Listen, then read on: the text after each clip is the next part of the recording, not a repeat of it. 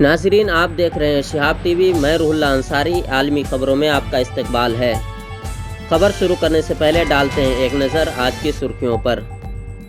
اسرائیلی force کے firing سے 2 شہید فلسطینیوں کے جنازے میں ہزاروں کی شرکت۔ ترک مسلح افواج کے شمالی شام کے آپریشن میں 15 دہشت گرد ہلاک۔ افغانستان میں سیلاب سے مرنے والوں کی تعداد 23 ہو گئی۔ امریکہ کے لاس اینجلس شہر میں فائرنگ کا واقعہ، 2 افراد ہلاک۔ میانمار رکن پارلیمان سمیت 4 افراد کو موت کی سزا سنا دی گئی۔ اب دیکھیں تفصیلی خبریں۔ ہزاروں فلسطینیوں نے اتوار کی صبح شہید کیے گئے 2 فلسطینیوں کے جنازے میں شرکت کی۔ عبد الرحمن سبو اور محمد العزیزی کو اسرائیلی قابض فوج نے صبح سویرے فائرنگ کر کے شہید کر دیا تھا۔ مغربی کنارے کے علاقے میں نابلس شہر میں اسرائیلی فوج نے 25 سالہ محمد العزیزی کے سینے میں گولی مار کر جبکہ 28 سالہ عبد الرحمن کو سر میں گولی مار کر شہید کر دیا تھا۔ اس واقعے میں 2 فلسطینی موقع پر شہید ہوئے جبکہ 6 زخمی ہو گئے۔ ان زخمیوں میں سے 3 زخمی فلسطینیوں کی حالت وزارت صحت فلسطین نے نازک بتائی ہے۔ دونوں شہداء کے جنازے میں ہزاروں فلسطینی شریک ہوئے تو یہ ایک بڑی ریلی کا شکل اختیار کر لیا۔ ان شہداء کی لاشیں رفیدیہ ہسپتال سے لائی گئی تو ہزاروں غمزدہ مگر پرعزم شرکائے جلوس کے ساتھ تھے۔ بعد ازاں شہداء کی نماز جنازہ شہداء اسکوائر میں ادا کی گئی اور شہر کے قبرستان میں انہیں سپرد خاک کر دیا گیا۔ اس موقع پر ہزاروں شرکائے جنازہ نے آزادی فلسطین کے حق میں نعرے لگائے اور قابض اسرائیلی فوج کے خلاف پرزور نعرے لگائے گئے۔ اس موقع پر اس عزم کا اظہار کیا گیا کہ اسرائیلی فوج کی زیادتیوں کی مزاحمت کی جائے گی۔ ترک کمانڈوز نے چشمہ امن، شاخ زیتون اور فرات ڈھال علاقوں میں مزید ایک کامیاب آپریشن سر انجام دیا۔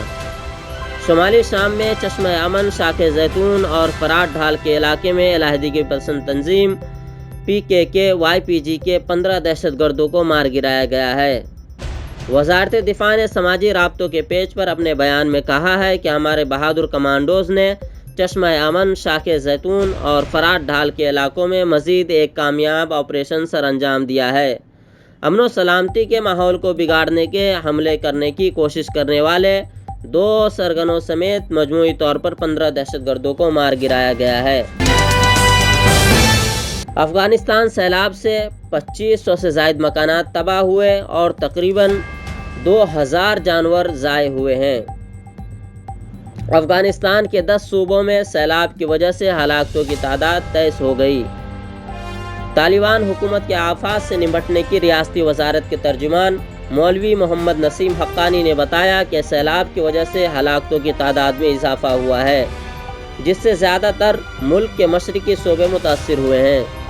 بتایا گیا ہے کہ میدان وارداک، پکتیکا، ننگرہار، نورستان، پروان، پنج شیر اور پکتیکا سمیت 10 صوبوں میں موسلادھار بارشوں سے پیدا ہونے والے سیلاب کی وجہ سے 23 افراد جاں بحق اور 20 سے زائد زخمی ہو گئے۔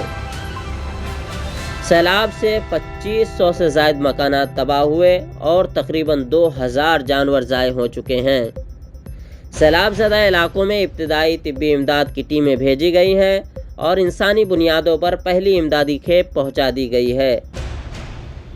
امدادی تنظیمیں اس علاقے کو مزید مدد فراہم کرے گی۔ بعض سڑکیں آمد و رفت کے لیے بند ہیں اور سڑکوں پر پڑنے والے شگاف کو پر کرنے کا کام ہو رہا ہے۔